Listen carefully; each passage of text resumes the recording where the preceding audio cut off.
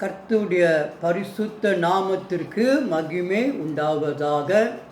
மறுபடியும் இந்த பரிசுத்த காலவெளியிலே உங்களோடு கர்த்தருடைய வார்த்தையை பிரசங்கம் செய்வதற்கு கர்த்தர் கொடுத்த கிருபைகளுக்காகவும் இரக்கங்களுக்காகவும் கர்த்தர் நாமம் மகிமை அடைவதாக. இல்லங்களிலே அமர்ந்திருக்கிற ஒவ்வொருவரையும் இயேசு கிறிஸ்துவின் நாமத்திலே வாழ்த்தி வர வைக்கிறேன். கர்த்தர் உங்களோடு பேசுவாராக. இந்த கால வேலைக்கு தெரிந்து கொள்ளப்பட்ட வேத பாகம் யாக்கோபு 5ஆம் அதிகாரம் வசனங்கள் 7 தொடங்கி 12 முடிய. யாக்கோபு 5வது அதிகாரம் வசனங்கள் 7 தொடங்கி 12 முடிய. முதலாவது நாம் வாசிக்க கேட்போமாக. சகோதரரே, கர்த்தர் வருமளவும் நீடிய பொறுமையாயிருங்கள். இதோ, பயிரிடுகிறவன் பூமியின் நற்பலனை அடைய வேண்டுமென்று முன்மாறியும் பின்மாறியும் வருமளவும் நீடிய பொறுமையோடே காத்திருக்கிறான். நீங்களும் நீடிய பொறுமையோடிருந்து உங்கள் இருதயங்களை ஸ்திரப்படுத்துங்கள். கர்த்தரின் வருகை சமீபமாயிருக்கிறதே. சகோதரரே, நீங்கள் நியாயத்தீர்க்கப்படாதபடிக்கு ஒருவருக்கொருவர் விரோதமாய் முறையிடாதிருங்கள். இதோ, நியாயாதிபதி வாசற்படியில் நிற்கிறார். என் சகோதரரே, கர்த்தருடைய நாமத்தினாலே பேசின தீர்க்கதரிசிகளை துன்பப்படுத்தலுக்கும் நீடிய பொறுமைக்கும் திருஷ்டாந்தமாக வைத்து கொள்ளுங்கள். இதோ, பொறுமையாயிருக்கிறவர்களை பாக்கியவான்கள் என்கிறோமே. யோபின் பொறுமையை குறித்து கேள்விப்பட்டிருக்கிறீர்கள். கர்த்தருடைய செயலின் முடிவையும் கண்டிருக்கிறீர்கள். கர்த்தர் மிகுந்த உருக்கமும் இரக்கமும் உள்ளவராயிருக்கிறாரே. விசேஷமாய் என் சகோதரரே, வானத்தின் பேரிலாவது பூமியின் பேரிலாவது வேறெந்த ஆணையிலாவது சத்தியம் பண்ணாதிருங்கள். நீங்கள் ஆக்கினைக்குள்ளாக தீர்க்கப்படாதபடிக்கு உள்ளதே உள்ளதென்றும் இல்லதே இல்லதென்றும் சொல்ல கடவீர்கள். ஆமென். நாம் கண்களை மூடி நாம் ஜெபம் செய்வோமாக. இயேசுவே, இந்த கால வேலைக்காக உமக்கு நன்றி. உம்முடைய பிள்ளைகளாக இல்லங்களிலே கூடி ஜெபிக்க ஆராதிக்க உம்முடைய வார்த்தையை நீர் எங்களை அழைத்து வந்ததற்காக ஸ்தோத்திரம். நீர் பேச நாங்கள் கேட்க கிருபை செய்வீராக. பரிசுத்த ஆவியானவரே, நல்ல போதகரே, ஞானம் நிறைந்தவரே, உம்முடைய வசனங்களே எங்களுக்கு நீர் கற்றுக் கொடுப்பீராக. வசனத்திற்கு விரோதமாய் வருகின்ற எல்லா பொல்லாத எண்ணங்களையும் சிந்தனைகளையும் இயேசு கிறிஸ்துவின் நாமத்திலே வேரோடு பிடுங்கி போடுவீராக. நீர் எங்களோடு தெளிவாக பேசுவீராக. எல்லா மந்தமான காதுகளை அப்புறப்படுத்துவீராக. பரிசுத்த ஆவியானவரே, தெளிவோடு எங்களோடு பேசி நாங்கள் விளங்கி கொண்டு இந்த கடைசி நாட்களிலே எப்படி ஜீவிக்க வேண்டும் என்று சொல்லி எங்களுக்கு நீர் கற்றுக் கொடுப்பீராக. எங்களுடைய கரங்களிலே ஒப்பு கொடுக்கிறோம். நீர் ஆட்கொண்டு எங்களை வழி நடத்தும். இயேசு மூலம் ஜெபம் கேளும் பிதாவே, ஆமென். அன்பான சபையாரே, இந்த கால வேளையிலே யாக்கோபு 5ஆம் அதிகாரம் வசனங்கள் 7 தொடங்கி 12 முடிய வாசிக்க நாம் கேட்போம். இதற்கு ஒரு தலைப்பை நான் அமைத்திருக்கிறேன். அது என்னவென்றால், எப்படி இந்த கடைசி நாட்களிலே நாம் ஜீவிக்க வேண்டும், எப்படி இந்த கடைசி நாட்களிலே நாம் ஜீவிக்க வேண்டும், வாழ வேண்டும் என்று சொல்லி இந்த காலவெளியிலே கர்த்தர் நம்மோடு பேசுவாராக. இந்த யாக்கோபை குறித்து ஒரு சில காரியங்களே நாம் முதலாவது அறிந்து கொள்ள வேண்டும். யாக்கோபு முதல் அதிகாரம் முதல் 3 வசனங்களே நாம் வாசித்து பார்க்கும் பொழுது ஒரு சில காரியங்களே நாம் அறிந்து கொள்ள முடியும். யாக்கோபு முதல் அதிகாரம் வசனங்கள் 1 தொடங்கி 3 வரைக்கும் நாம் வாசித்து பார்க்கும் பொழுது சில காரியங்களே நாம் முதலாவது கற்றுக்கொள்ள வேண்டியதாக இருக்கிறது. இந்த யாக்கோபு இயேசுடைய உடன்பிறப்பு.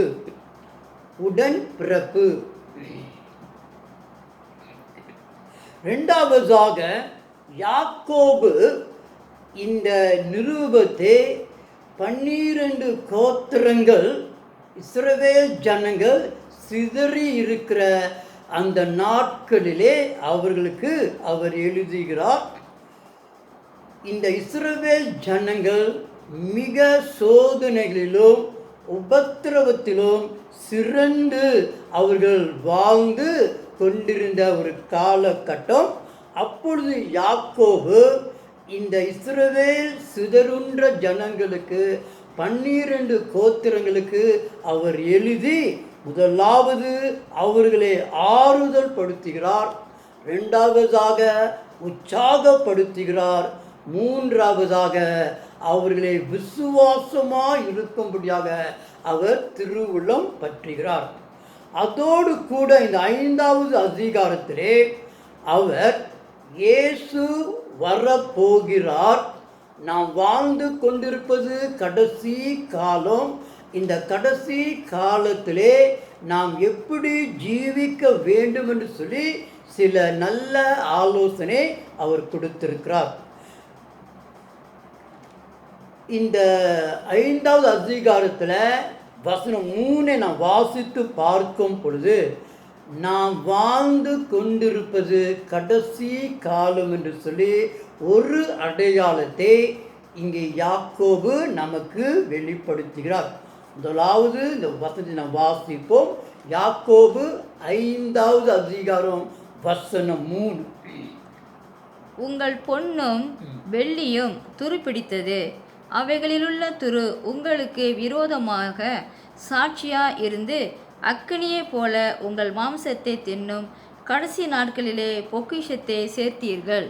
கடைசி நாட்களிலே பொக்கிஷத்தை சேர்த்தீர்கள். கடைசி நாட்களிலே காணப்படுகிற ஒரு அடையாளத்தை யாக்கோபு இங்கே வெளிப்படுத்துகிறார். அது என்னவென்றால், கடைசி காலத்திலே மனிதர்கள் பண ஆசை உள்ளவர்களாக, ஐஸ்வர்யம் ஆசை உள்ளவர்களாக, சுயம் நிறைந்தவர்களாக, உலக ஆசை உள்ளவர்களாக அவர்கள் வாழ காண்கிற ஒரு காலகட்டம் கடைசி நாட்டிலே காணப்படும் என்று அவர் சொல்லுகிறார். இப்பொழுது நாம் உலகத்தை நோக்கி பார்க்கும் பொழுது, நம்முடைய தேசத்தை கூட நோக்கி பார்க்கும் பொழுது, மனிதர்கள் பணத்திற்கும் அந்தஸ்திற்கும் சுய பெருமைக்கும் சுய கனத்திற்கும் அவர்கள் சுயமாய் தன் பிரியர்களை பிரியப்படுத்துகிறவர்களாக காணப்படுகிறார்கள். இப்பொழுது நாம் ஆராய்ந்து பார்க்கும் பொழுது இது கடைசி காலமாய் இருக்கிறது. ஆகவே கடைசி காலத்தின் ஒரு அடையாளம் மனிதர்கள் சுய பிரியராய், உலக ஆசை உள்ளவர்களாய், பண ஆசை உள்ளவர்களாய், ஐஸ்வர்யத்தின் மேல் ஆசை உள்ளவர்களாக காணப்படுவார்கள். இப்பொழுது இந்த அடையாளத்தை நாம் தெளிவாக உலகத்திலே பார்க்கலாம். ஆகவே நாம் வாழ்ந்து கொண்டிருப்பது கடைசி காலம். இந்த கடைசி காலத்திலே நாம் எப்படி ஜீவிக்க வேண்டும் என்று சொல்லி இங்கே யாக்கோபு நமக்கு 4 காரியங்களே வெளிப்படுத்தி கற்றுக் கொடுக்கிறார். முதலாவது நாம் வாசிக்க கேட்போம். யாக்கோபு 5வது அதிகாரம் வசனம் 7. யாக்கோபு 5ஆம் அதிகாரம் வசனம் 7. சகோதரரே, கர்த்தர் வருமளவும் நீடிய பொறுமையாயிருங்கள். இதோ பயிரிடுகிறவன் பூமியின் நற்பலனை அடைய வேண்டும் என்று முன்மாறியும் பின்மாறியும் வருமளவும் நீடிய பொறுமையோடே காத்திருக்கிறான். தேவ பிள்ளைகளே, முதலாவது இந்த கடைசி காலத்தில் நாம் வாழ்ந்து கொண்டிருக்கிறோம். நாம் பொறுமையோடு இருக்க வேண்டும். நாம் பொறுமையோடு வாழ வேண்டும். கடைசி காலங்கள் நாம் அறிந்து கொள்ளுங்கள், பொறுமையோடு வாழ வேண்டும். இந்த வசனம் 7ல் 2 உதாரணங்களே யாக்கோபு எழுதுகிறார் இந்த பொறுமையை குறித்து. முதலாவது அவன் சொல்கிறான், பயிரிடுகிறவன், ஒரு விவசாயி விதைத்த பிறகு எவ்வளவு பொறுமையோடு அவனுடைய அறுவடைக்கு காத்திருக்கிறானோ, அதே போல இந்த கடைசி காலத்திலே நாம் பொறுமையோடு காத்திருக்க வேண்டும். நம்முடைய பொறுமையை நாம் இழந்து போகக்கூடாது. எப்படி பயிரிடுகிறவன் விவசாயி வித்தை விதைத்து பல மாதங்கள் பொறுமையோடு காத்திருக்கிறானோ, அதே போல நாம் காத்திருக்க வேண்டும். கர்த்தருடைய கிருபையினாலும் கர்த்தருடைய போஷிப்பினாலும் நாம் வாழ்ந்து கொண்டிருக்கிறோம். இந்த விவசாயியை போல நாம் முதலாவது நீடிய பொறுமையோடு இந்த கடைசி நாட்களே கழிக்க வேண்டும். அதே யாக்கோபு 5:11 இங்கே யாக்கோபு யோபு என்ற மனுஷனை ஒப்பிட்டு அவர் சொல்கிறார், அவரை போல யோபை போல நாம் பொறுமையோடு ஜீவிக்க வேண்டும். யோபு எல்லாவற்றையும் இழந்து விட்டான். அவனுடைய குடும்பத்தை இழந்து விட்டான். அவனுடைய ஆஸ்திகளை இழந்து விட்டான். செல்வத்தை இழந்து விட்டான். அவனுடைய சரீரமும் கைவிடப்பட்ட ஒரு நிலைக்குள் காணப்பட்டது. இப்படிப்பட்ட ஒரு சூழ்நிலையிலே எல்லாவற்றையும் இழந்து போய் அவன் பொறுமையோடு அவன் நாட்களை கழித்தது போல, அன்பான தேவ பிள்ளைகளே, இந்த கடைசி காலத்திலே முதலாவதாக நாம் பொறுமையோடு ஜீவிக்க வேண்டும். நிறைய உபத்திரவங்கள், கஷ்டங்கள், எதிர்பாராத சம்பவங்கள் இந்த கடைசி நாட்களிலே நடந்து கொண்டிருக்கிறது. இது மத்தியிலே இங்கே யாக்கோபு சொல்கிறார், கடைசி நாட்களிலே நாம் மிகுந்த பொறுமையோடு இருக்க வேண்டும். My dear friends, blessed in the name of the Lord. This morning's text is taken from James chapter 5 verses 7 to 12, and the title of my message is How to Live in the Last Days. How to live in the last days.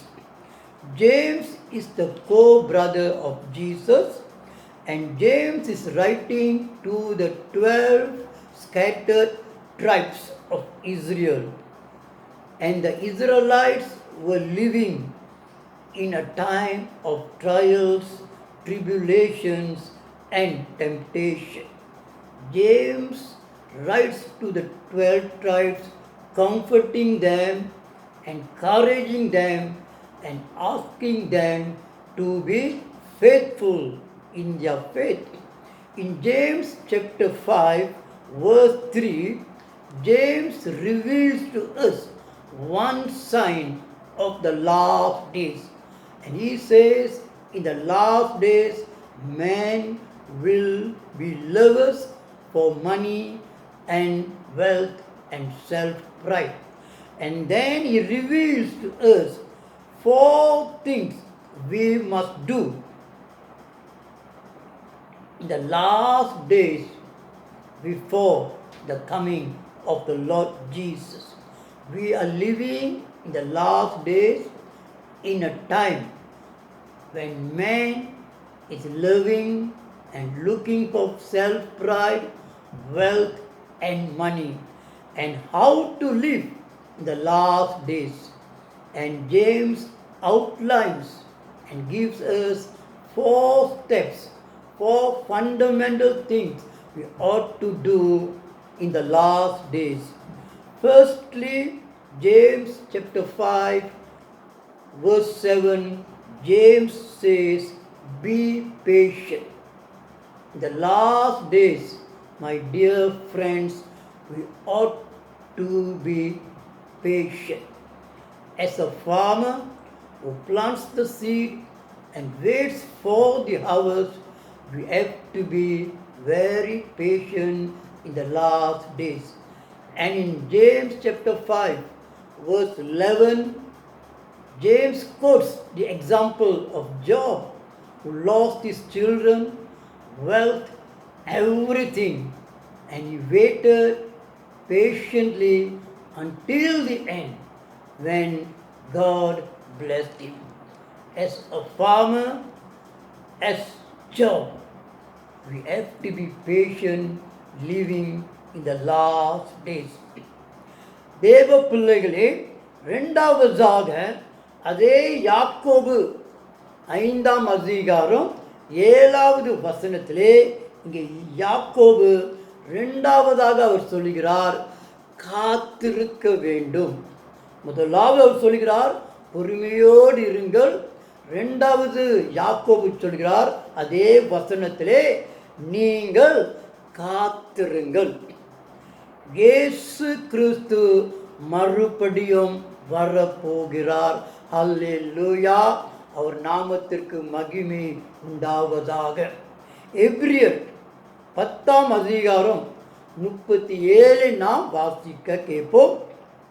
வருகிறவர் இன்னும் கொஞ்சம் காலத்தில் வருவார், இன்னும் கொஞ்ச காலத்தில் வருவார், தாமதம் பண்ணார். இயேசு கிறிஸ்து நிச்சயமாய் வரப்போகிறார். இன்னும் கொஞ்ச காலத்திலே வரப்போகிறார். அவர் தாமதமே செய்ய மாட்டார். அவளுடைய காலகட்டத்திலே, அவருடைய தீர்மானத்தின் நாளிலே அவர் நிச்சயமாகவே வருவார். ஆகவே அவர் வரும் வரைக்கும் நாம் பொறுமையோடு காத்திருக்க வேண்டும். வரப்போகிற இயேசு கிறிஸ்து பரலோகத்திலே வருவதற்கு ஆயத்தப்படுத்தி கொண்டிருக்கிறார். அவர் சீக்கிரமாய் வரப்போகிறார். இயேசு கிறிஸ்து வரும் பொழுது நமக்கு பலனை கொண்டு வருவார். எப்படி ஒரு விவசாயி விதைத்து அறுவடையை எதிர்பார்த்து கொண்டிருக்கிறானோ, அதே போல இயேசு கிறிஸ்து சீக்கிரமாய் வரப்போகிறார். அவர் வரும் பொழுது நமக்கு தேவையான விலையேற பெற்ற அறுவடையாகிய நித்திய ஜீவனை அவர் கரத்திலே நமக்கு கொண்டு வருவார். ரோமர் 6:22 நாம் வாசிப்போம். ரோமர் 6:22. இப்பொழுது நீங்கள் பாவத்தில் இருந்து விடுதலையாக்கப்பட்டு தேவனுக்கு அடிமைகளானதினால் பரிசுத்தமாகுதல் உங்களுக்கு கிடைக்கும் பலன் முடிவோ நித்திய ஜீவன்.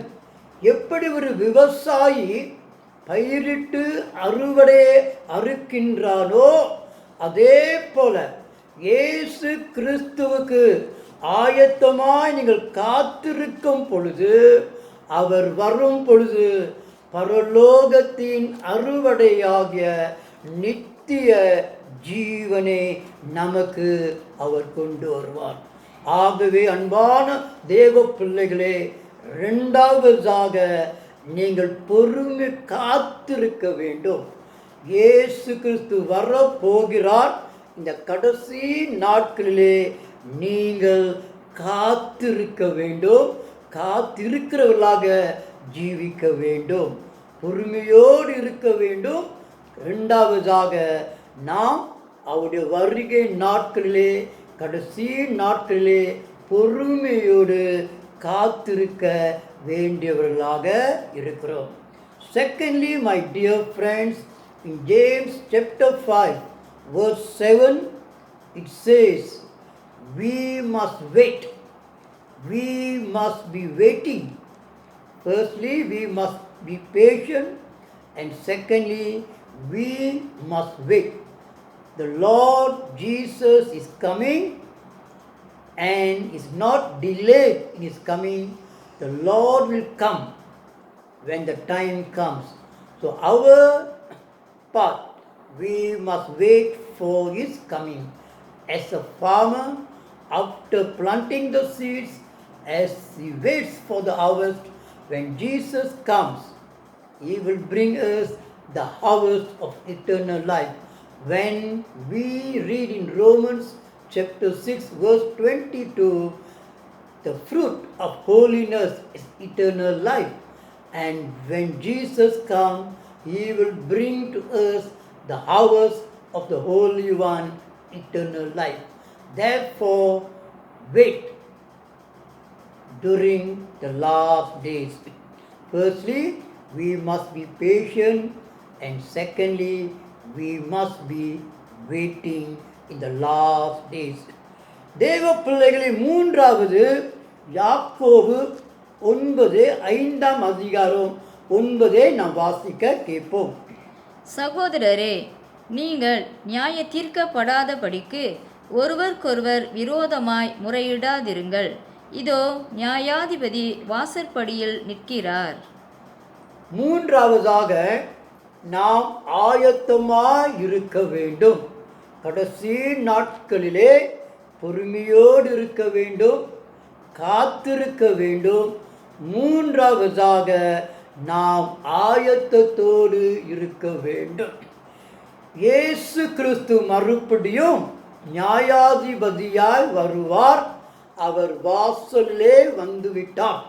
அப்படி என்றால் அவருடைய வருகை சமீபமாய் இருக்கிறது, கிட்ட இருக்கிறது. நாம் அவரை ஏற்றுக்கொள்வதற்கு ஆயத்தமாய் இருக்க வேண்டும். எந்த விதத்திலும் முறுமுறுக்காதபடிக்கு அவருடைய வருகைக்கு நாம் ஆயத்தமாய் இருக்க வேண்டும். எப்படி யோசேப்புக்கு ஆண்டவர் 7 ஆண்டுகள் பஞ்சம் இருக்கும் என்று சொல்லும் பொழுது அவன் அந்த 7 ஆண்டுகளுக்கு எவ்வளவாய் சிறப்பாய் ஆயத்தப்படுத்தி அவன் வைத்தானோ, அதே போல நாம் இயேசுவுடைய வருகைக்கு ஆயத்தமாய் இருக்க வேண்டும். 5 புத்தியுள்ள கன்னிகள் மணவாளன் வரும் பொழுது ஆயத்தமாய் இருந்தார்கள். அவர்கள் மணவாளனோடு கல்யாண வீட்டுக்குள் பிரவேசித்தது போல இந்த கடைசி நாட்களிலே இயேசுடைய வருகைக்கு நாம் ஆயத்தத்தோடு இருக்க வேண்டும், ஜெபிக்க வேண்டும், வேதத்தை வாசிக்க வேண்டும், தியானிக்க வேண்டும். அவருடைய வருகையின் மேல் விசுவாசத்தோடு நாம் எப்பொழுதும் ஆயத்தமாய் இருக்க வேண்டும். My dear friends, in James chapter 5 verse 9, we see the third step on how to live the last days. And here James says, be prepared, be patient, be waiting. And the third step, James says, be prepared. Jesus Christ is coming back as a judge, and he is at the door, which means to say the time is near for the Lord to come in as a judge. And therefore we should not be murmuring, but we should be prepared for the Lord's coming. We can see the life of Joseph when God reveals to him the 7 years of famine, how he was well prepared, and he set up everything, and he prepared for the 7 long famine years. And the same way the 5 wise virgins waited for the bridegroom When the bridegroom came, they were wise and they went into the banquet of the bridegroom. Therefore, in the last days, my dear friends in Christ, we ought to be prepared. We ought to be prepared and living preparedly for the coming of the Lord. கர்த்தருக்குள் பிரியமான தேவ ஜனமே, கடைசியாக யாக்கோபு 5ஆம் அதிகாரம் வசனம் 12 நாம் வாசிக்க கேட்போம். விசேஷமாய் என் சகோதரரே, வானத்தின் பேரிலாவது பூமியின் பேரிலாவது வேறெந்த ஆணையிலாவது சத்தியம் பண்ணாதிருங்கள். நீங்கள் ஆக்கினைக்குள்ளாக தீர்க்கப்படாத படிக்கு உள்ளதே உள்ளதென்றும் இல்லதே இல்லதென்றும் சொல்ல கடவீர்கள். தெய்வ பிள்ளைகளே, பொறுமையோடு இருக்க வேண்டும். கடைசி நாட்களிலே காத்திருக்க வேண்டும். கடைசி நாட்களிலே ஆயத்தமாக இருக்க வேண்டும். கடைசி நாட்களிலே வசனம் 12 நீங்கள் வாசித்து முடிக்கும் பொழுது உள்ளதை உள்ளதென்றும் இல்லதை இல்லதென்றும் நீங்கள் சொல்ல வேண்டும் என்று சொல்கிறார். சுருக்கமாய் நாம் பார்ப்போமானால், நாம் உண்மையோடு ஜீவிக்க வேண்டும். இது கடைசி நாட்கள். நமக்கு தெரியாது எப்பொழுது இயேசு வருவார் என்று.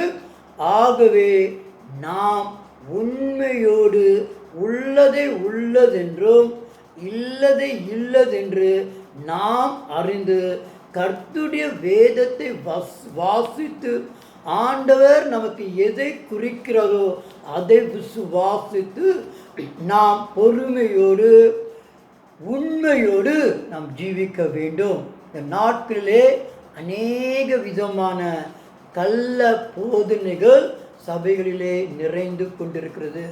நமக்கு கொடுக்கப்பட்டிருக்கிற வேத வசனத்தை வாசித்து விசுவாசித்து நாம் உண்மையோடு ஜீவிக்க வேண்டும். சத்தியம் பண்ணாமல் அங்கும் இங்கும் ஓடாமல் வசனத்தை வாசித்து நாம் தியானித்து நம்முடைய பாவங்களை அறிக்கையிட்டு ஒரு பரிசுத்தமான ஜீவியத்திற்குள் நாம் ஜீவிக்க ஒப்பு கொடுக்க வேண்டும். நாம் உண்மையாய் ஜீவிக்கும் பொழுது கர்த்தர் வரும் பொழுது நம்மை அவர் அழைத்து செல்வார். ஆகவே இந்த காலவெளியிலே, இந்த கடைசி நாட்களிலே நாம் பொறுமையோடு இருக்க வேண்டும், காத்திருக்க வேண்டும், ஆயத்தமாக இருக்க வேண்டும், உண்மையாக இருக்க வேண்டும்.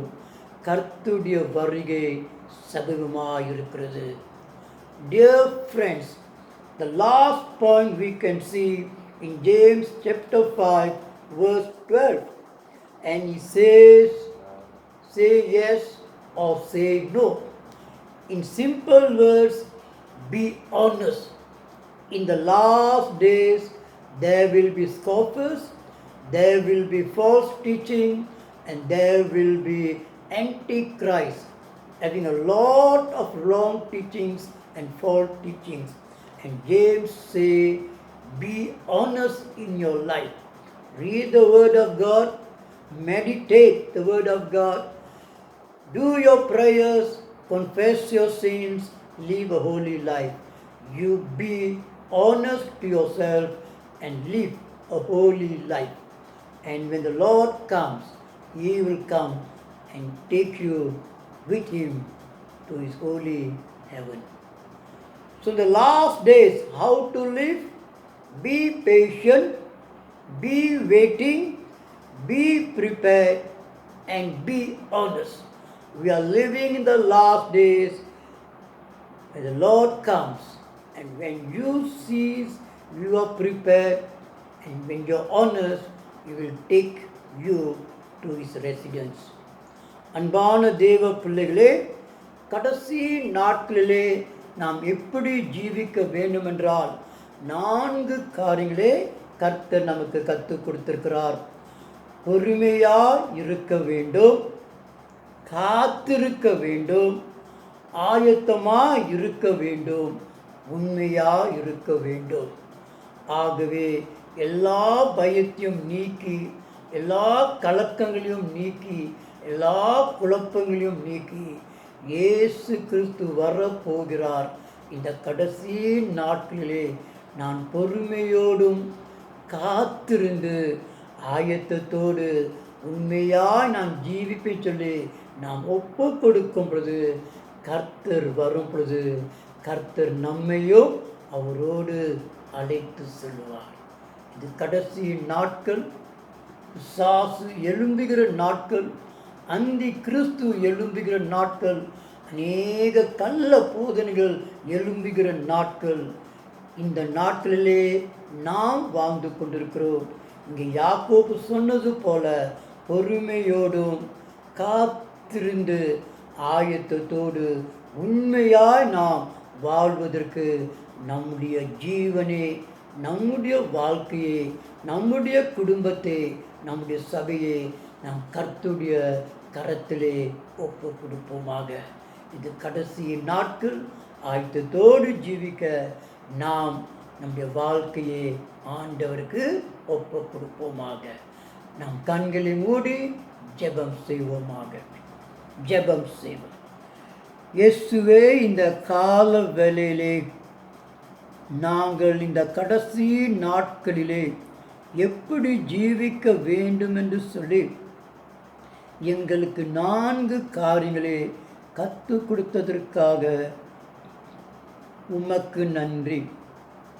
பொறுமையோடு ஜீவிக்க வேண்டும், நாங்கள் காத்திருக்க வேண்டும், நாங்கள் ஆயத்தமாக இருக்க வேண்டும், நாங்கள் உண்மையோடு ஜீவிக்க வேண்டும் என்று சொல்லி எங்களுக்கு தெளிவாக இந்த கடைசி நாட்களிலே நாங்கள் இப்படிப்பட்ட ஒரு வாழ்க்கை வாழ வேண்டும் என்று சொல்லி எங்களுக்கு நீர் உணர்த்தினதற்காக உமக்கு நன்றி. எங்களை ஒப்பு கொடுக்கிறோம், எங்களுடைய குடும்பங்களை ஒப்பு கொடுக்கிறோம், எங்களுடைய சபைகளை ஒப்பு கொடுக்கிறோம். ஆண்டவரே, நீ சீக்கிரமாய் வருகிறீர் ஐயா. நீர் வரும் பொழுது நாங்கள், எங்களுடைய சபை, எங்களுடைய பிள்ளைகள், எங்களுடைய குடும்பங்கள் கர்த்தாவே உமோடு சேரும்படியாக, உமோடு எடுத்து செல்லும்படியாக கிருபை செய்வீராக. ஒப்பு கொடுத்த ஒவ்வொருவருக்காக நன்றி.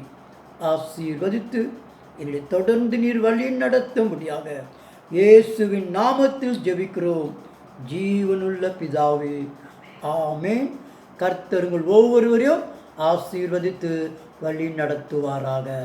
ஸ்தோத்திரம்.